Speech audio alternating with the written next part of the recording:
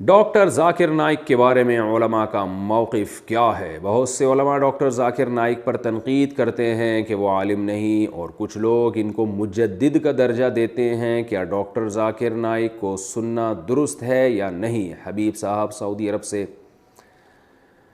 دیکھیں، ڈاکٹر ذاکر نائک کے بارے میں افراط و تفریط ہے۔ کچھ لوگ تو ان کو بہت ہی بڑھا دیتے ہیں کہ کل میرے پاس وراثت کے مسائل کے لیے لوگ آئے تھے تو میں نے ان کو مسئلہ بتایا، بنوری ٹاؤن کا فتویٰ بھی تھا ان کے پاس۔ میں نے کہا کہ یہ بھی فتویٰ وہی ہے جو میں بتا رہا ہوں آپ کو۔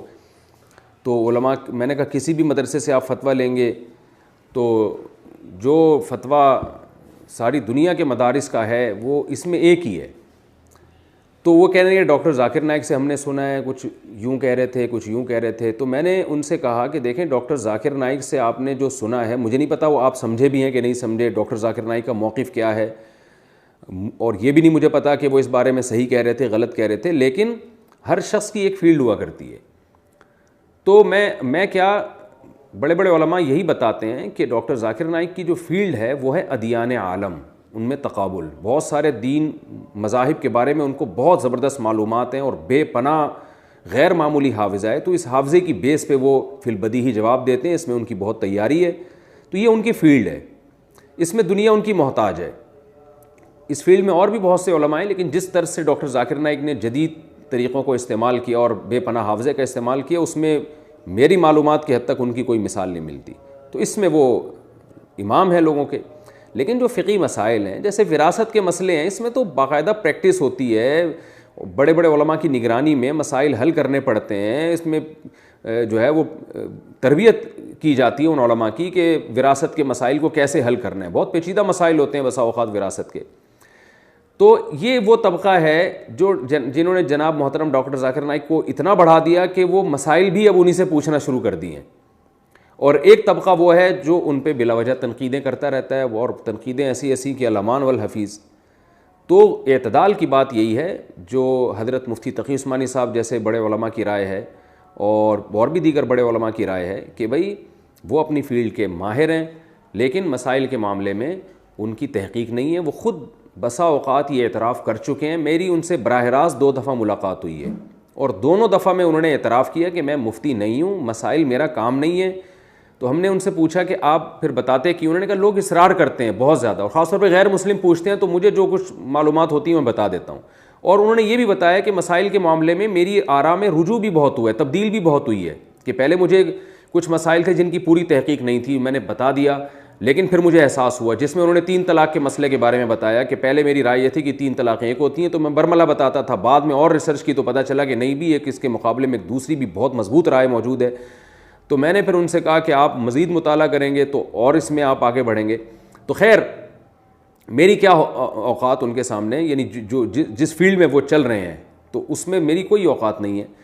لیکن یہ کہ مسائل کے معاملے میں مفتیان کرام، اور میں کہتا ہوں ہر وہ شخص نہیں جس کے نام کے ساتھ مفتی لگا ہوا ہے، بلکہ کسی ریلائبل ادارہ اس کی کوئی ریلائبل ادارہ اس کی ذمہ داری لیتا ہو، باقاعدہ وہ کسی مضبوط ادارے میں دارالافتاء میں بیٹھتے ہیں، علماء کی نگرانی میں یہ کام سیکھا ہو، ورنہ آج پتھر اٹھاؤ مفتی نکل رہا ہے نیچے سے، ہر پاگل سے پاگل نے اپنے نام کے ساتھ مفتی لگایا ہوا ہے۔ اور کوئی ہمارے ہاں پاکستان میں تو کوئی معیار ہی نہیں ہے نا کہ جس کو چاہو مفتی لگا کے۔ مفتی عبدالقوی کا کیسا اسکینڈل چلا ہے، لوگ مجھے کہنے لگے مفتی عبدالقوی نے یہ کیا، میں نے کہا پہلے یہ تو ثابت کرو کہ یہ مفتی بھی ہیں کہ نہیں ہیں۔ تو جس کے نام کے ساتھ چاہو مفتی لگا دو، اتنا سستا لفظ ہو گیا ہے ہمارے معاشرے میں، اور پتھر اٹھاؤ تو نیچے سے مفتی نکلتا ہے۔ عامل مفتی بنے ہوئے ہیں، روحانی عامل جو جن چڑیل بھوت بھگا رہے ہیں وہ مفتی بنے ہوئے ہیں، تو جن چڑیل بھوت بھگانے والے کا تو مفتی سے کوئی تعلق ہی نہیں ہوتا، تو وہ اپنے نام، روحانی ٹوپی ڈرامے جو ہیں وہ اپنے نام کے ساتھ مفتی لگا رہے ہیں۔ تو باقاعدہ جو بڑے بڑے دینی ادارے ہیں، ان اداروں میں چاہے وہ عرب میں ہوں، چاہے وہ پاکستان میں ہوں، بر صغیر میں ہوں، اس ادارے کا منجھا ہوا کوئی آدمی ہونا چاہیے جس نے باقاعدہ پراپر طریقے سے یہ کام کیا ہو، اہل افتاء کی نگرانی میں فتویٰ سیکھا ہو، تحقیق کرنا جانتا ہو، اس فیلڈ میں ماہر ہو، صبح و شام لوگوں کے روزمرہ مسائل آ رہے ہیں اس کے پاس، ان پہ ریسرچ کر رہا ہو۔ اس میں بہت کھوپڑی لگتی ہے، دماغ لگتا ہے، اتنا آسان نہیں ہے یہ۔ تو میں نے جب زندگی میں پہلا فتویٰ لکھا تھا نا، تو مجھے اندازہ ہو گیا تھا یہ کتنا مشکل کام ہے فتویٰ لکھنا، کتنا مشکل کام ہے. تو اور علماء کی نگرانی میں بیٹھ کے لکھنا. عوام کو تو بیوقوف بنانا بہت آسان ہوتا ہے, کوئی بھی حدیث کا ریفرنس رٹا لگا کے آپ پبلک کے سامنے رکھ دیں تو لوگ بیوقوف بن جاتے ہیں. تبھی آپ دیکھ لیں مارکیٹ میں نئے نئے لوگ آئے ہوئے ہیں جو پراپر عالم نہیں ہے لیکن مفتی بنے ہوئے ہیں, حالانکہ مفتی تو عالم کے بعد بنتا ہے. تو ایسے لوگ آئے ہوئے ہیں جو عالم ہی نہیں ہیں لیکن ڈائریکٹ, یعنی ایک ایسا شخص ہے جس نے MBBS تو کیا نہیں ہے لیکن وہ گردوں کا اسپیشلسٹ بن گیا. تو گردوں کا اسپیشلسٹ, کڈنی اسپیشلسٹ تو بہت بعد میں جا کے بنے گا, پہلے تو سادہ ڈاکٹر تو بنے گا نا وہ. تو اب ایسے مفتی مارکیٹ میں آ رہے ہیں, محقق آ رہے ہیں مارکیٹ میں کہ وہ پراپر عالم ہی نہیں بنے, عربی گرامر تک نہیں آتی ان کو, عربی عبارات تک نہیں پڑھ سکتے, اور وہ جناب مفتی بنے ہوئے ہیں. تو یہ قیامت کی علامات ہیں. نبی صلی اللہ علیہ وسلم نے فرمایا قرب قیامت میں علماء اٹھا لیے جائیں گے اور لوگ جاہلوں کو اپنا سردار بنا لیں گے. تو اس لیے مسائل کا جو علم ہے نا, یہ بہت نازک پیچیدہ علم ہے. اس میں باقاعدہ پراپر مفتیان کرام سے رجوع کیا جائے گا, ان سے رابطہ کیا جائے گا. تو ڈاکٹر ذاکر نائک جو ہے اہل حق علماء میں سے ہیں, اہل سنت والجماعت میں سے ہیں. ہم ان سے ملے ہیں, میں کیا بڑے بڑے علماء ان سے ملے ہیں, جو ان سے ملتا ہے ان کی تعریفیں کرتا ہے کہ اللہ نے ان کو بہت تواضع دی ہے. ان میں بڑی اچھی بات یہ ہے کہ ان کو اگر بتایا جائے کہ آپ سے یہ مسٹیک ہوئی ہے تو فوراً رجوع کرتے ہیں وہ, اور سنت کے پابند ہیں, تہجد کے پابند ہیں, دعاؤں کے پابند ہیں, معمولات کے پابند ہیں. تو اللہ تعالیٰ نے ان کو ان صفات سے نوازا ہے. اللہ تعالیٰ ان کی عمر میں خوب برکت عطا فرمائے, اور جو پابندیاں دنیا میں ان پہ لگی ہوئی ہیں اللہ تعالیٰ وہ پابندیاں ان سے دور فرمائے.